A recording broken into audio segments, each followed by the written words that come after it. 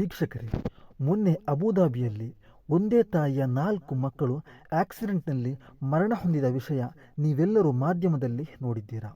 ಮನುಷ್ಯರಾಗಿ ಹುಟ್ಟಿದ ಸರ್ವ ಮನುಷ್ಯರು ಈ ವಿಷಯ ಕೇಳಿ ಕಣ್ಣೀರು ಹಾಕಿದಾಗ ಒಬ್ಬ ಕ್ರಿಸ್ಸಂಗಿ ನರ ರಾಕ್ಷಸ ರೂಪದಲ್ಲಿರುವವನು ಈ ವಿಷಯ ಕೇಳಿ ಸಂತೋಷಪಟ್ಟ. ಈಗ ಆ ನರ ರಾಕ್ಷಸ ಸೌದಿ ದೇಶದ ಜೈಲಿನಲ್ಲಿ ಕಂಬಿ ಎಣಿಸುತ್ತಿದ್ದಾನೆ.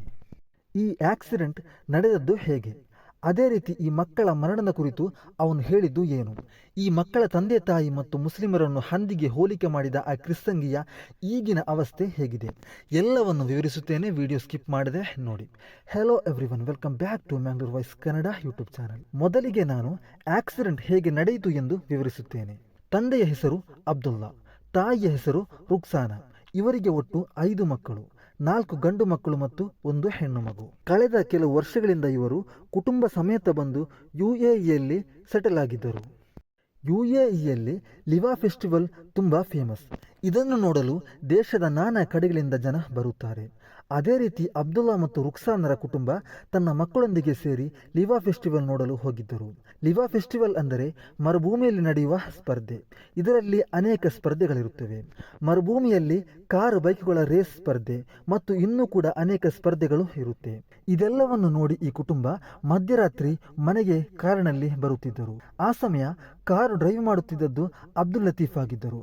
ಅಬ್ದುಲ್ ಲತೀಫ್ ತುಂಬ ದಣಿದಿದ್ದರು, ಆಯಾಸಗೊಂಡು ತುಂಬ ದೂರ ವಾಹನ ಚಲಾಯಿಸಿದ ಅಬ್ದುಲ್ ಲತೀಫಿಗೆ ನಿದ್ರೆ ಬಂದಾಗ ಕಾರನ್ನು ಬದಿಗೆ ಮಾಡಿ ತನ್ನ ಹೆಂಡತಿಗೆ ಡ್ರೈವ್ ಮಾಡಲು ಕೊಟ್ಟು ಅಬ್ದುಲ್ ಲತೀಫ್ ಆ ಕಡೆ ಕುಳಿತು ನಿದ್ರೆಗೆ ಜಾರಿದರು. ಈಗ ಕಾರು ಲತೀಫನ ಹೆಂಡತಿ ರುಕ್ಸಾನಾ ಡ್ರೈವ್ ಮಾಡುತ್ತಿದ್ದಳು. ಡ್ರೈವ್ ಮಾಡುವಾಗ ರುಕ್ಸಾನಾಳಿಗೆ ಕೂಡ ಮೆಲ್ಲ ಮೆಲ್ಲ ನಿದ್ರೆ ಬರಲು ಶುರುವಾಯಿತು. ಕಾರು ಡ್ರೈವ್ ಮಾಡುತ್ತಿದ್ದ ಹಾಗೆ ರುಕ್ಸಾನಾಳ ಕಣ್ಣು ಕೂಡ ಮೆಲ್ಲ ನಿದ್ರೆಗೆ ಜಾರಿದಾಗ ಕಾರು ನಿಯಂತ್ರಣ ತಪ್ಪಿ ಡಿವೈಡರ್ಗೆ ತಾಗಿತು. ಅಲ್ಲಿಂದ ಕಾರು ಪಲ್ಟಿಯಾಯಿತು. ಅರಬ್ ದೇಶಗಳಲ್ಲಿ ಮಿನಿಮಮ್ ಸ್ಪೀಡ್ ಅಂದರೂ 100ರಿಂದ 150ರಷ್ಟು ವೇಗದಲ್ಲಿ ಹೋಗುತ್ತಾರೆ. ಅಷ್ಟೊಂದು ವೇಗತೆಯಲ್ಲಿ ಹೋಗುವ ಕಾರು ಡಿವೈಡರ್ಗೆ ಡಿಕ್ಕಿ ಹೊಡೆದರೆ ಏನಾಗಬಹುದು ಎಂದು ಹೇಳುವ ಅವಶ್ಯಕತೆ ಇಲ್ಲ. ಕಾರು ಪಲ್ಟಿಯಾಗಿ ಹುಡಿಯಾಗಬಹುದು. ಅದುವೇ ಆಗಿದೆ ಸಂಭವಿಸಿದ್ದು. ಆದರೆ ಎದುರಿನ ಸೀಟಿನಲ್ಲಿದ್ದ ರುಕ್ಸಾನಾ ಮತ್ತು ಅಬ್ದುಲ್ ಲತೀಫ್ ಸೀಟು ಬೆಲ್ಟ್ ಧರಿಸಿದ್ದರು.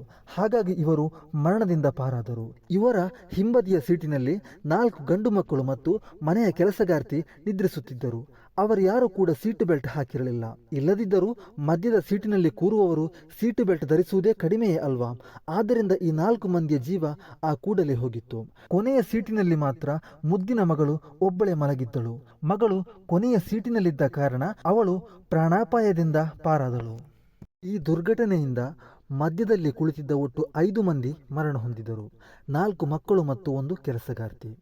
ಇಂತಹ ಒಂದು ದುರ್ಘಟನೆಗೆ ಜಾತಿ ಭೇದ ಮರೆತು ಸರ್ವ ಜನರು ಕಣ್ಣೀರು ಹಾಕಿದಾಗ ಒಬ್ಬ ಕ್ರಿಸ್ಸಂಗಿ ಮಾತ್ರ ಮರಣ ಹೊಂದಿದ ಮಕ್ಕಳನ್ನು ಹಂದಿಯ ಮಕ್ಕಳು ಎಂಬ ದುರ್ವ್ಯಾಖ್ಯಾನ ಮಾಡಿದ. ಆ ದುಷ್ಟನ ಹೆಸರು ಜೋಸೆಫ್ ಬೆನ್ನಿ ಎಂದಾಗಿದೆ. ಇವನು ಕೇರಳದವನು. ಸರ್ವ ಕ್ರೈಸ್ತರು ಈ ದುಃಖವಾರ್ತೆ ಕೇಳಿ ದುಃಖಿಸಿದಾಗ ಕ್ರಿಸ್ಸಂಗಿಯಾದ ಈ ಜೋಸೆಫ್ ಹಂದಿಗೆ ಈ ಮಕ್ಕಳು ಮತ್ತು ಮುಸ್ಲಿಮರನ್ನು ಹೋಲಿಕೆ ಮಾಡಿ ಕಮೆಂಟ್ ಬರೆಯುತ್ತಾನೆ. ಮೂಲತಃ ಕೇರಳದವನಾದ ಜೋಸೆಫ್ ಬೆನ್ನಿ ಸೌದಿ ಅರಬ್ ದೇಶದಲ್ಲಿ ಕೆಲಸ ಮಾಡುತ್ತಿದ್ದಾನೆ. ಈ ಕಮೆಂಟ್ ಬರೆದ ತಕ್ಷಣ ಕೇರಳದ ಮುಸ್ಲಿಮರು ಇವನ ಅಡ್ರೆಸ್ ಹುಡುಕಿ ಸೌದಿ ಪೊಲೀಸರಿಗೆ ಕಂಪ್ಲೇಂಟ್ ಮಾಡಿದ್ದಾರೆ.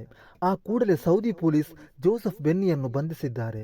ಇವನಿಗೆ ತಿನ್ನಲು ಇವನ ಕುಟುಂಬದವರ ಹೊಟ್ಟೆ ತುಂಬಿಸಲು ಅರಬಿಗಳ ದುಡ್ಡು ಬೇಕು. ಆದರೂ ಮನಸ್ಸಿನಲ್ಲಿ ಕೋಮು ವಿಷ ಬೀಜ ತುಂಬಿ ತುಳುಕುತ್ತಿದೆ. ಮುಸ್ಲಿಮರು ಹಂದಿಗಳಾದರೆ ಅದೇ ಹಂದಿಗಳ ದೇಶದಲ್ಲಿ ಕುಳಿತು ಯಾಕೆ ಕೆಲಸ ಮಾಡುತ್ತೀಯಾ? ಇಂತಹ ಕೋಮು ಕ್ರಿಮಿಯನ್ನು ಅರೆಸ್ಟ್ ಮಾಡಿದ ಸೌದಿ ಪೊಲೀಸರಿಗೆ ಅಭಿನಂದನೆಗಳು. ಇವನು ಬರೆದ ಕಮೆಂಟ್ ಈ ರೀತಿಯಾಗಿತ್ತು: പന്നി പെറ്റ് ഉണ്ടാക്കുന്ന പോലെ കുറെ ചത്തുടങ്ങിയാലെന്താ ഇനിയും ഉണ്ടാക്കാമല്ലോ. ಅಂದರೆ ಇದರ ಅರ್ಥ ಹಂದಿಗಳು ಹುಟ್ಟಿಸಿ ಮಾಡುವುದರ ಹಾಗೆ ತುಂಬಾ ಸಂಖ್ಯೆ, ಸತ್ತು ಹೋದರೆ ಏನಂತೆ, ಇನ್ನೂ ಕೂಡ ಮಾಡಬಹುದಲ್ವಾ.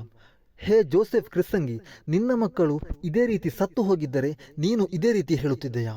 ಇವನ ಕುರಿತು ನಾನೇನು ಹೆಚ್ಚು ಮಾತಾಡಲ್ಲ. ಇವನನ್ನು ಸೌದಿ ಪೊಲೀಸರು ಅರೆಸ್ಟ್ ಮಾಡಿದ್ದಾರೆ. ಇನ್ನು ಮುಂದೆ ಮಾಡ್ತಾರೆ ಪೊಲೀಸರು ಇವನಿಗೆ ಮಾರಿ ಹಬ್ಬ.